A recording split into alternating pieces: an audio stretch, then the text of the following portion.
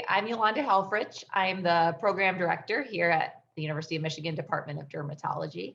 Hi, everyone. I'm Frank Wang, and I'm in charge of the resident didactic curriculum here at the University of Michigan Department of Dermatology.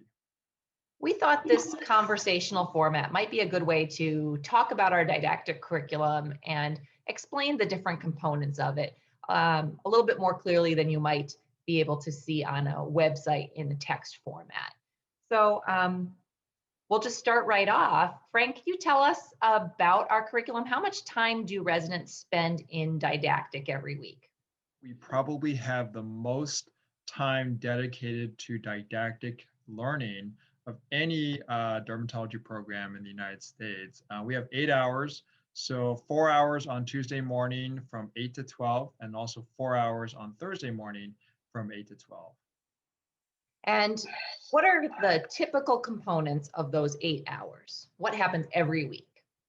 So yeah, there are some things that happen every week and then some things that happen, every month or so. The things that happen weekly would be our book club. So we typically read several chapters from our main textbook written by Jean Bologna. And about an hour of each week is devoted to reviewing the salient points from those chapters. And that's typically run by one of our senior residents. We also have a slide session of unknowns where we review those diagnoses out of the reading for that week, and that's faculty led. Also, things that happen on a weekly basis include our Derm Path virtual slides. That's also coordinated with the week's reading. And then finally, our diagnostic conference, which is about 2 hours per week. Our diagnostic conference is probably the most popular component of our didactic curriculum. It's what our alumni talk most about, and our residents consider it really to be a highlight of our training program. Can you tell us more about this? Essentially our grand rounds. So I think most other dermatology departments in the country probably have something similar, but maybe it only happens once or twice a month. But again, ours happens every week. So typically the format is for the first half an hour, all of the residents and faculty go see 3 to 4 live patients.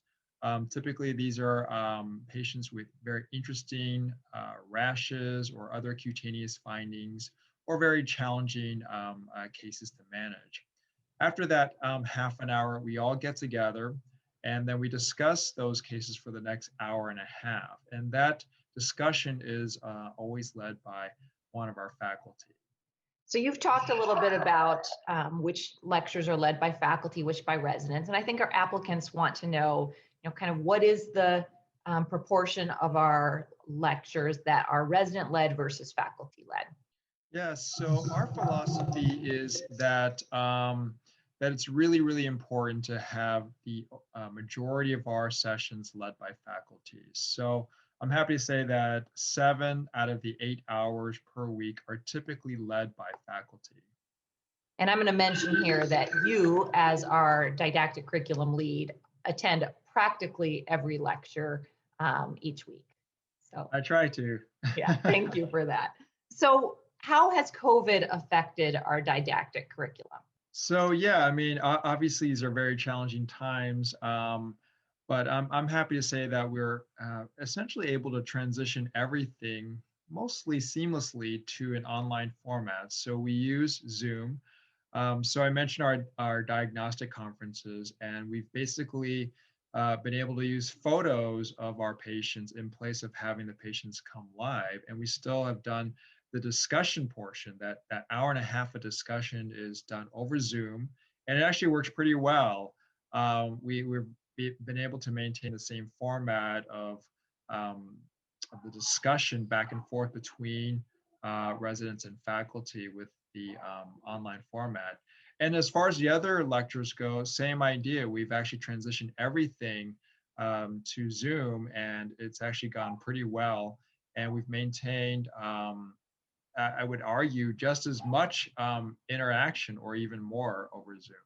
Yeah, I think there have been some benefits that have been unexpected. We've actually probably had to have been able to have more visiting speakers than we maybe had before, and it makes it a little bit easier for those visiting speakers or outside speakers to join us. We're lucky that we've had speakers from across the country who are experts in uh, skin of color. We've had many experts from within our own institution that we that may have been more challenging to arrange to speak to us before. So, for instance, speakers in urology or OBGYN, psychiatry, and pediatrics, just to name a few.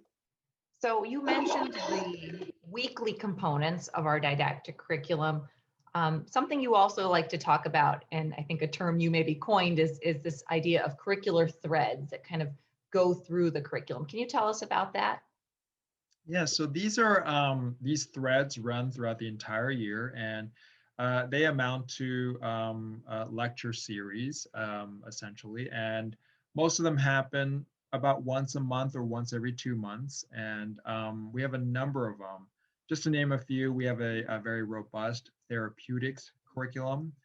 So we discuss all the medications that are important in dermatology. That's about 13 to 14 lectures per year, so one per month. We also have a curriculum in phototherapy and modified Geckerman therapy. That's about 4 or 5 lectures per year. Other things include our curriculum in contact dermatitis. Surgery, we have about 1 surgery lecture per month, so it's about 12 a year. And in addition to that, we have 3 or 4 hands-on workshops, for instance, workshops in flaps and grafts. Obviously, during the pandemic, um, we've had to modify the way we do those workshops. Other curricular threads include our skin of color curriculum, our derm path curriculum. This is separate from the virtual slides that we have every week. Our curriculum in disparities. For instance, we have a lecture series on LGBTQ dermatology. Also, we've got acne and rosacea. We have a curriculum in cutaneous T-cell lymphoma, dermoscopy, cosmetics. We have about 1 cosmetics lecture. This includes journal clubs about every 2 months or so. And as well, our clinical science journal club, where we review seminal articles that have been published in the medical literature. That happens about once a month. And finally, our quality improvement curriculum. And I'm sure I'm forgetting a few things, but those are kind of the ones that come to mind. Yeah, I think you did a great job summarizing those. I want to mention a couple of things. First, the skin of color curriculum that you mentioned, and the disparities curriculum, which I think we think are very important here. I'm also going to note that you've really made a push to all of our lecturers, resident and faculty lecturers, to include images of skin of color in all of our lectures. So we're all kind of re-examining these lectures and making sure that we include those important images. And then I also want to call out your therapeutics thread. I think that's something that we always get high marks for. Our residents say it's one of the best things in terms of preparing for their boards. So let's talk a little bit about board preparation. Is that a component of the curriculum at all? Absolutely. So while the curriculum is geared to just making the best doctors possible that we can, we do know that the boards are important, and so we have arranged, and this is throughout the last couple of decades, we've always included boards review sessions around the time of the in-service exams and also the actual boards. And we actually are able to tailor many of those review sessions to even to each class, so first, second, and third year dermatology resident. And I'm happy to report that we really have never had anyone not pass the boards. So the final question I have is, how do we adapt to resident concerns or questions or desires regarding the curriculum? So, without the input of the residents, this curriculum would not work. And so what we've done is we have formed a committee. This has been in place for the last several years now, called the REDCO.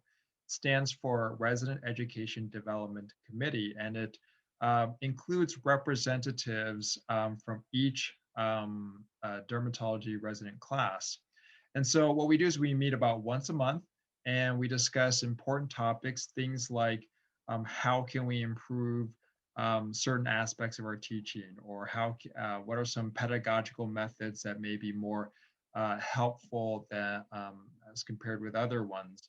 And then we also discuss important content that could be included. So, for instance, I mentioned some of the you mentioned actually the outside speakers, and it's really been largely the effort of the input of the residents on the Redco that has led to those lectures, those outside lectures in our curriculum.